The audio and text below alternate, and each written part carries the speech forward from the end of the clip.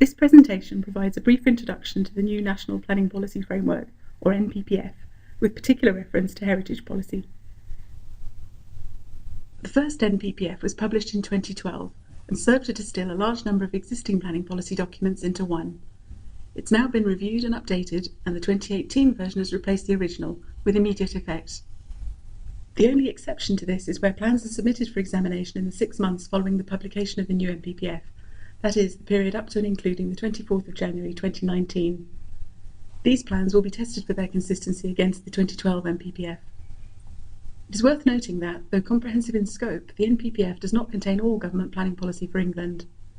Other potentially relevant policy may be found in written ministerial statements, national policy statements, which contain specific policies for nationally significant infrastructure projects, planning policy for traveller sites, national planning policy for waste, endorsed recommendations of the National Infrastructure Commission, and, for the marine environment, the UK Marine Policy Statement. The focus of this presentation is, however, the NPPF, with particular reference to the policy on conserving and enhancing the historic environment. The structure of the new NPPF differs in a number of ways from the 2012 version. The chapters on plan and decision-making and on housing have been brought forward. A new chapter has been added on making efficient use of land, and the heritage chapter is now chapter 16. As previously, the NPPF sets out the government's planning policies for England and how this should be applied. It must be taken into account in preparing the development plan, and it's a material consideration in planning decisions. It must also be read as a whole, and this is particularly important given the large number of detailed changes to policy. The opening text confirms that footnotes and annexes should be read alongside the rest. These have equal weight to the other text. Before looking at heritage-specific policy, it's important to understand the context within which all NPPF policy is to be applied. The purpose of the planning system is still to contribute to the achievement of sustainable development. Achieving sustainable development still involves addressing the economic, social, and environmental.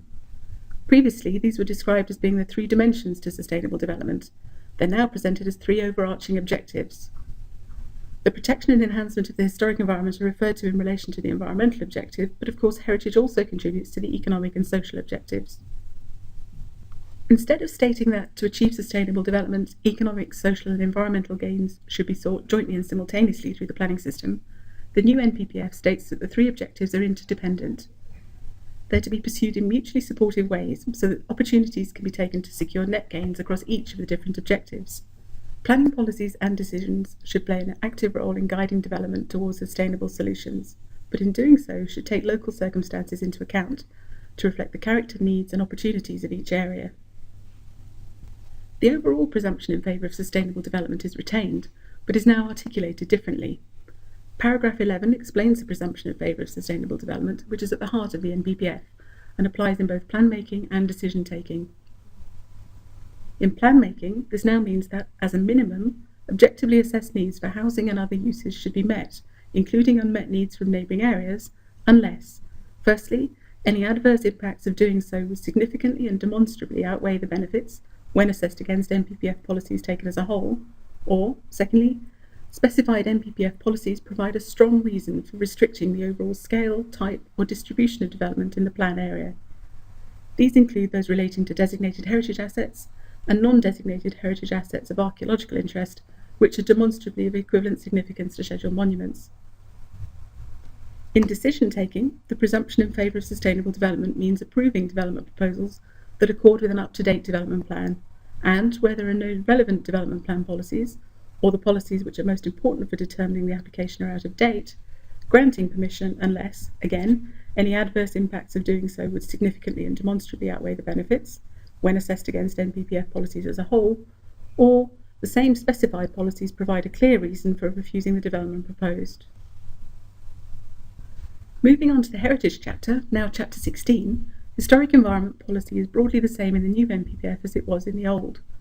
The government has confirmed that it has no intention to reduce the level of protection for the historic environment. This means that heritage policy still covers 3 key areas: the importance of gathering appropriate evidence to inform planning activity, the need to set out in the development plan a positive strategy for the conservation and enjoyment of the historic environment, including heritage assets most at risk through neglect, decay or other threats, and the need to assess significance and the impact of proposals upon it. There have, of course, been some changes.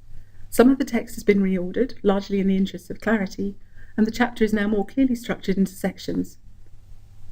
Changes to various elements of the policy itself have also been made, and these are addressed in the rest of this presentation. The new introductory paragraph pulls together some of the key concepts from the old heritage chapter, including the former core planning principle relating to conservation. It also confirms that World Heritage Sites can be of natural significance as well as cultural. There are further World Heritage Site related changes in the glossary, where the definition of significance now refers to the outstanding universal value of World Heritage Sites, and outstanding universal value receives its own definition elsewhere in the glossary. Former paragraph 169 on the historic evidence needed for plan making has been moved into Chapter 16. It now states that local planning authorities should maintain or have access to a historic environment record, which should contain up-to-date evidence about the historic environment and be used to assess the significance of heritage assets and the contribution they make to their environment, and predict the likelihood that currently unidentified heritage assets, particularly sites of historic and archaeological interest, will be discovered in the future. The first sentence of old paragraph 141, relating to making information about the historic environment gathered through the planning process publicly accessible, is now paragraph 188. In the new section on considering potential impacts, the old paragraph 132 has now been split across paragraphs 193 and 194. After confirming that, when considering the impact of a proposed development on the significance of a designated heritage asset, great weight should be given to the asset's conservation, and that the more important the asset, the greater the weight should be, the following text is added. This is irrespective of whether any potential harm amounts to substantial harm, total loss, or less than substantial harm to its significance. This phrase has been added to clarify the application of existing policy in light of case law. The second portion of the old paragraph 132 is now in paragraph 194. The text has been reordered in the interests of clarity. Any harm to or loss of the significance of a designated heritage asset from its alteration or destruction, or from development within its setting, should require clear and convincing justification.